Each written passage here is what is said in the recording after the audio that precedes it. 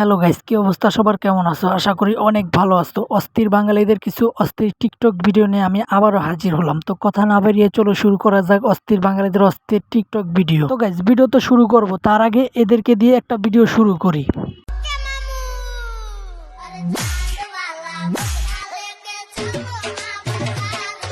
ये सब क्या देखना पड़ रहा है। তো গাইস, তোমরা অনেকে হয়তো বা জানো এরা শুধুমাত্র এই সমস্ত ভিডিও বানায়। তো এদের ভিডিও কেমন লাগে সেটা অবশ্যই কমেন্টে জানাবে। তো গাইস, অস্থির বাঙালিদের অস্থির ড্যান্স তো দেখলাম, চলো এবার দেখে আসি এই আপাই কি বলতে চায়। মাশাআল্লাহ, আমার যে চেহারা, পাঁচটা ছবি তুললে পাঁচটাই ডিলিট করুন লাগে।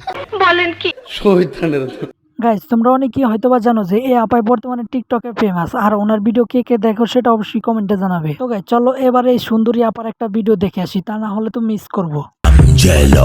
Ella conmigo andaba martillando.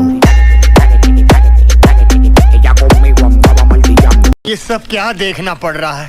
তো গাইস, তোমরা অনেকেই হয়তো বা জানো যে টিকটকে যতটা সুন্দরী হওয়া যায় ততটাই লাইক কমেন্ট ভিউজ পাওয়া যায়। তো গাইস, এনাদের মনে কিনা গিটার বেজে ওঠে, সেটা কিভাবে বেজে ওঠে সেটা তো দেখা দরকার, চলো দেখে আসি। তোমায় দেখে উঠলো বেজে মনের গিটার, বেড়ে গেল এক ঝলকে প্রেমের মিটার। আমি বিশ্বাস করি না। তো গাইস, কেমন লাগলো সেটা অবশ্যই কমেন্টে জানাবে, আর হ্যাঁ, ভিডিওতে কিন্তু একটা লাইক দিবে। গাইস, চলো এবার দেখে আসি এই আপার আরো একটি ভিডিও।